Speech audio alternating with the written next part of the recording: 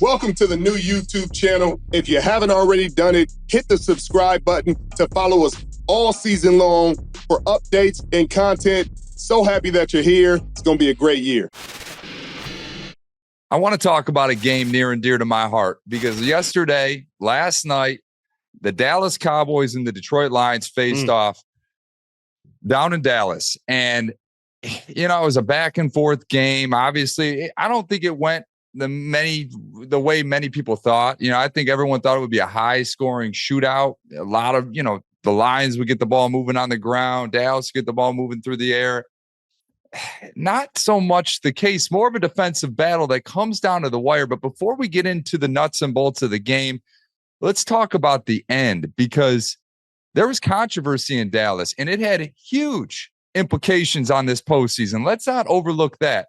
The Detroit Lions go down the field, minute 30 left, no timeout, score what would be potentially tying touchdown, 19-20. They elect to go for two. Dan Campbell, otherwise known as Dan Gamble, elects to go for two. They hit Taylor Decker in the corner of the end zone for what very well could be a walk-off winner. 23 seconds left on the clock. Flags thrown after the play. An eligible man downfield. Richard, how in the world does this happen? It's clearly a mistake on Brad Allen's part. Just going through routine and not actually seeing and listening to how the Lions wanted to negotiate this eligible receiver. Clearly, you see Penei Sewell and Decker walking up to him. You clearly see the swing tackle coming onto the field and him running away before there's even an real interaction between he and Decker. So he's just assuming, hey, the swing tackle's coming in. I know what you guys are about to tell me. He's assuming, it's very presumptuous. Hey, he's the guy reporting eligible. He's the guy doing this.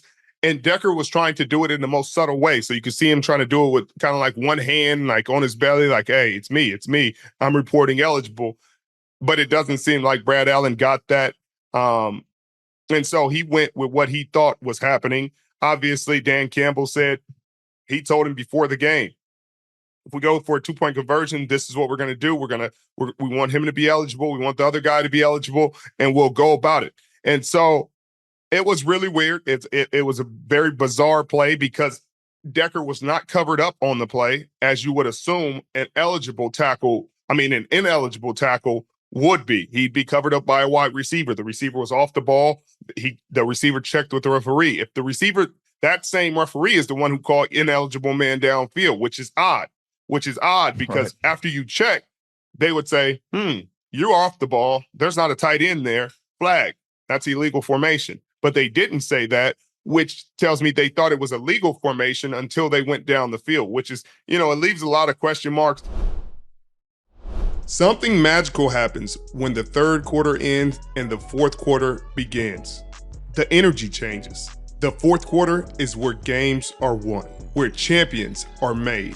And in business, it's where sales teams become legends. That's why HubSpot built Sales Hub to give sales reps the deal-making tools they need to win in Q4 and close the year strong. Sales Hub's prospecting workspace organizes your schedule, goals, and to-do list in one place to save your team precious fourth quarter time. Smart sequences help sales reps close deals faster than ever. With an easy-to-use management tool, reps can find, track, and close deals all in one place. Plus, AI forecasting helps you accurately predict future success, which means less hoping for deals and more crushing targets. Put your sales team on the fast track to winning Q4 with Sales Hub. Learn more at HubSpot.com/sales. And at the end of the day, they gave it to Dallas, and Dallas is likely going to have another home game now. Dak Prescott played an incredible game, 26 of 38, 345, 2 touchdowns. CeeDee Lamb broke the record for a wide receiver in Dallas, the regular season record for yardage, breaking Michael Irvin's record that he set multiple times. He had 227 yards in the game, a career high. He had a 95-yard reception, also a career and franchise high for the Dallas Cowboys. It was an incredible game for him. He was out there cooking. They had no answers for him, and that has to be concerning going forward because on the other side, Jared Goff, he played okay. He had 2 interceptions, very costly interception on that out route late in the game, but again, they still had a chance late.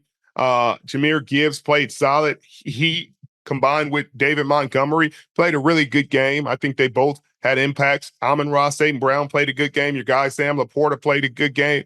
And then Aiden Hutchinson, 3 sacks. I mean, he had a third of his sacks in this one game. Mitchell, he was all over the place, but you have to be able to cover him. If CeeDee Lamb is their guy and he was their guy going in, again, it goes back to Aaron Glenn and his defense. Like, what are you thinking? There was a play where they went zero. They went zero coverage, and the guy closed his eyes in the end zone where it could have been a safety. You talk about a 2-point ball game. They lose by 1 point, and that's a 9-point swing, a 8-point swing, whatever it is, when you could have had a safety, but instead you give up 7 points.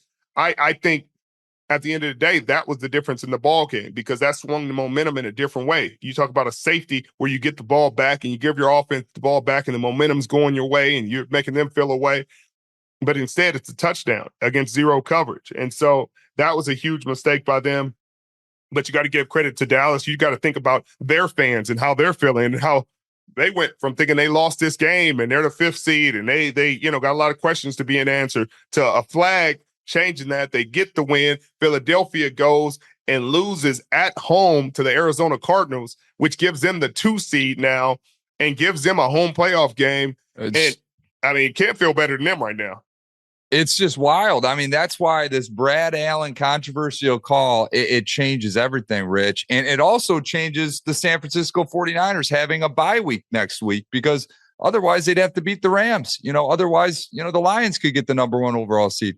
There's a lot of what ifs in this game. I mean, the Lions elected to go for it on 4th and goal instead of kicking a field goal earlier in the game, which would inevitably been a difference maker for them. Obviously after Dan Campbell got the flag on the ineligible touching an eligible man downfield, they could have kicked the field goal or extra point to go to OT. There's a lot of what ifs, but the Lions DNA, they don't care, man. They're going to take risks. They're going to take shots. And the reality is, if they can get out of this first round, if both these teams can get out of the first round, we're going to have a replay of this exact same game, and Brad Allen's input in it will be irrelevant. The biggest hurdle will be the Lions have to go down to Dallas versus the Cowboys having to come up to Detroit.